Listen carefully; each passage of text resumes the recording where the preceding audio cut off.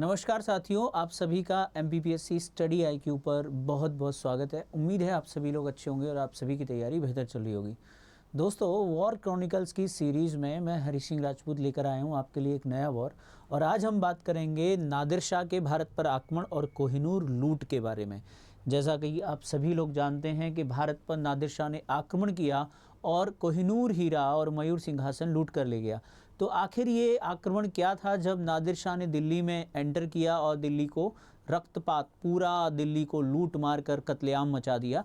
तो आइए इस पूरे विवरण को हम लोग समझते हैं। सबसे पहले ये समझने के लिए आपको जानना पड़ेगा कि इस समय जो सत्ता है दिल्ली की वो किसके हाथों में है। आइए तो हम लोग चलते हैं। देखिए, इस समय दिल्ली में एक मुग़ल बादशाह शासन करता है, और इस समय जो दिल्ली का मुग़ल बादशाह है उसका नाम है मोहम्मद शाह रंगीला। मोहम्मद शाह रंगीला, आप सब ने इसका नाम सुना होगा। मोहम्मद शाह रंगीला इस समय का मुग़ल शासक है, जो कि कहाँ बैठता है, दिल्ली का शासक है। तो मोहम्मद शाह रंगीला के शासनकाल में बहुत सारी घटनाएं होती हैं, और उन घटनाओं में एक बहुत बड़ी घटना होती है कि इसी के शासनकाल में एक फ़ारसी आक्रमणकारी, या जिसे आप ईरानी आक्रमणकारी कहते हैं, ईरान या फ़ारस जिसको कहते हैं, ईरानी या फ़ारसी आक्रमणकारी जिसका नाम था नादिर शाह, उसने भारत पर हमला किया। देखिए, नादिर शाह एक लुटेरा था और जिसका उद्देश्य था हिंदुस्तान को लूटना। इसे ईरानी नेपोलियन भी कहते हैं। क्या कहते हैं? ईरानी नेपोलियन भी कहा जाता है। तो किस शासक को ईरानी नेपोलियन कहा जाता है? याद रखिएगा, वो है हमारा नादिर शाह। नादिर शाह ईरान का शासक है और दिल्ली का शासक है मोहम्मद शाह रंगीला। इसे रंगीला इसलिए कहते हैं क्योंकि ये अपनी रंग रलियों में डूबा रहता है। नाच गाना, शराब पीना, नृत्य देखना, ये सब इसका मेन काम है। अब नादिर शाह आता है, और नादिर शाह क्या करता है, लूटपाट के इरादे से हिंदुस्तान में घुसता और पंजाब तक आ पहुंचेगा, और पंजाब को उसने लूट लिया। ठीक है। अब इस समय जो ईरान था वहाँ की स्थिति अच्छी नहीं थी, इसीलिए ये जो नादिर शाह है वो हिंदुस्तान को लूटने के इरादे से आया था। बस उसको रुपया पैसा चाहिए था, और इसीलिए वो क्या करता है, पंजाब में एंटर करता है, यहाँ लूटपाट करता है। और जब वो पंजाब से आगे बढ़ने की कोशिश करता है, तो इससे पहले जो मोहम्मद शाह रंगीला है उसे बराबर मैसेज दिया जा रहा था कि एक आक्रमणकारी हिंदुस्तान पर आ रहा है, लेकिन वो अपने रंग में डूबा था। बोले अरे आने दो, अभी तो वो बहुत दूर है, आने दो, अभी तो वो बहुत दूर है। लेकिन जब वो पंजाब तक उसकी सेनाएं आ गई, तब मोहम्मद शाह रंगीला ने हरकत की, और फिर जो है क्या होता है, एक युद्ध होता है जिसे हम करनाल का युद्ध कहते हैं। लेकिन उस युद्ध तक चलने से पहले ये जान लीजिएगा, ये आक्रमण कब हुआ था, 1739 में। आइए हम परिस्थिति को समझते हैं। परिस्थिति क्या कह रही है कि इस समय दिल्ली में मोहम्मद शाह रंगीला है। मोहम्मद शाह रंगीला जिसको हम बोलते हैं मोहम्मद शाह रंगीला। मोहम्मद शाह रंगीला ने दिल्ली से एक बड़ी फौज भेजी लड़ने के लिए, और उस सेना का सेनापति, उस समय मुगल काल में सेनापति को मीर बख्शी कहते थे, मीर बख्शी। ठीक है। तो मीर बख्शी जो है, याद रखिएगा, मीर बख्शी बनाया गया खाने दौरां को। खाने दौरां उस समय मीर बख्शी है, और जो इस समय सादत खां, जो अवध का संस्थापक भी है, सादत खां भी था, जो कि वजीर था। इसके अलावा एक और इम्पोर्टेंट व्यक्ति था जो मोहम्मद शाह रंगीला का साथ देता है, उसका नाम होता है, आपने नाम सुना होगा, निज़ाम उल मुल्क। निज़ाम उल मुल्क। यहाँ पे ये 3 कैरेक्टर आते हैं जिनके बारे में हम लोग चर्चा करते हैं। निज़ाम उल मुल्क हैदराबाद का संस्थापक है, मोहम्मद शाह रंगीला के लिए कार्य करता था। देखा जाए तो ये वास्तविक वजीर कह लो, या वास्तविक जो है मीर बख्शी था मुग़ल एम्पायर का। लेकिन जब युद्ध के लिए जाना था तो युद्ध के लिए मीर बख्शी का चुनाव किया गया, और युद्ध के लिए मीर बख्शी बनाया गया था खाने दौरां को। ठीक है। अब इधर आते हैं, इधर कौन है, इधर नादिर शाह है। कौन है? नादिर शाह। नादिर शाह जो ईरानी आक्रमणकारी है, वो अपनी सेना लेकर आगे बढ़ चुका था पंजाब से, और दोनों की सेनाएं, क्योंकि इधर ये दिल्ली से निकला, इधर ये पंजाब से निकला, इसलिए दोनों की सेनाएं हरियाणा में एक जगह है जिसको बोलते हैं करनाल, यहाँ पर आमना सामना होता है, और फिर दोनों सेनाओं के मध्य होता है करनाल का युद्ध। कौन सा युद्ध लड़ा गया? करनाल का युद्ध लड़ा गया और ये तारीख थी 24 फरवरी 1739। 24 फरवरी 1739 को मोहम्मद शाह रंगीला की सेना, जो कि मुगल शासक है, और नादिर शाह की सेनाओं के बीच भयंकर युद्ध होता है और इस युद्ध का परिणाम नादिर शाह के पक्ष में रहता है। उसका कारण है नादिर शाह के पास लगभग 55 से 60 हज़ार जंगी सिपाही थे। जंगी सिपाही का मतलब है जो केवल लड़ाकू थे, लड़ना जानते थे।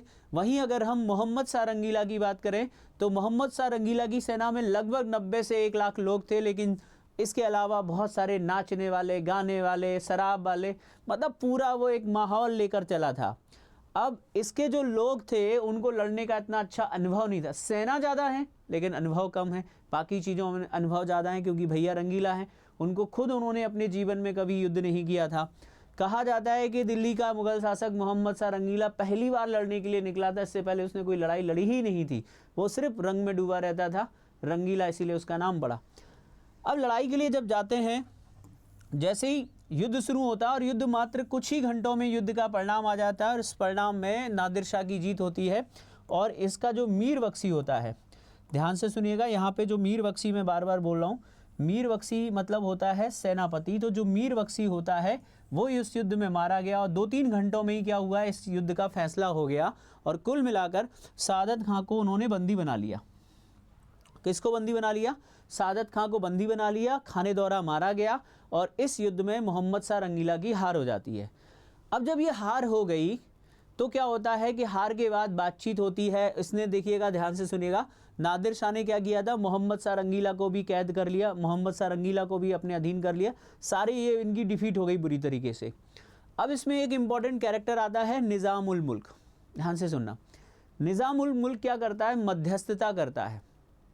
जब ये आपस में मध्यस्थता करते हैं और समझौता होता है तो समझौते के बाद क्या होता है कि मोहम्मद शाह रंगीला इसको मीर बख्शी बना देता है। ध्यान से सुनिएगा, किसको मीर बख्शी बना देता है, नया मीर बख्शी बना देता है वो निज़ाम उल मुल्क को, नया मीर बख्शी बना देता है।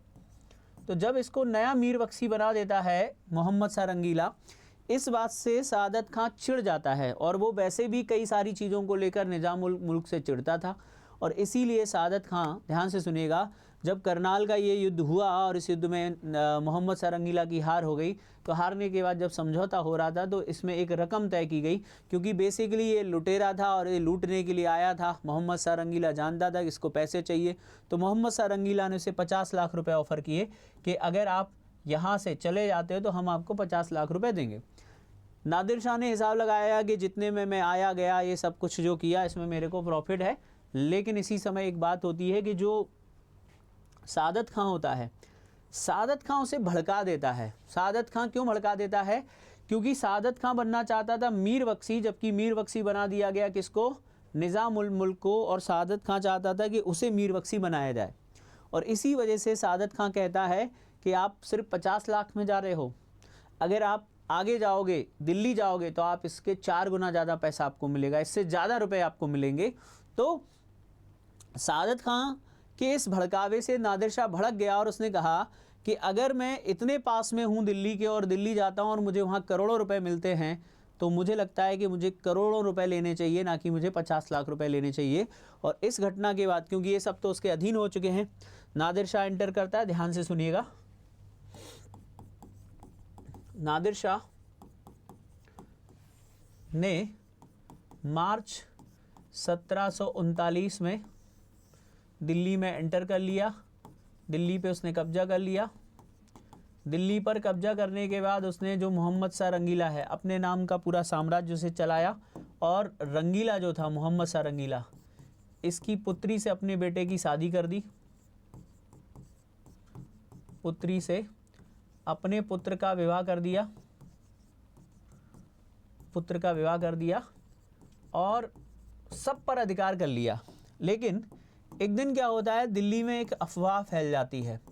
अफवाह ये है कि नादिर शाह की मृत्यु हो गई। नादिर शाह की मृत्यु की, जैसे ये अफवाह फैलती है कि नादिर शाह की मृत्यु हो जाती है, नादिर शाह आदेश देता है और नादिर शाह फिर दिल्ली में कत्लेआम मचा देता है। और नादिर शाह के आदेश पर दिल्ली में कत्लेआम कर दिया गया और लाखों लोगों की हत्या कर दी गई। तो ये कहानी है नादिर शाह के दिल्ली पर आक्रमण करने की। इसी दरमियान क्या होता है, मुगल साम्राज्य का प्रसिद्ध कोहिनूर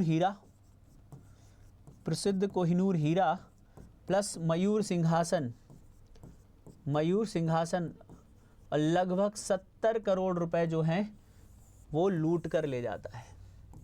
कौन लूट कर ले गया? याद रखिएगा, नादिर शाह लूट कर चला जाता है। तो नादिर शाह ने दिल्ली में कत्लेआम मचाया और ऐसा कत्लेआम मचाया कि पूछिए मत। ये दूसरी बड़ी बार दिल्ली में बड़ा कत्लेआम हुआ है।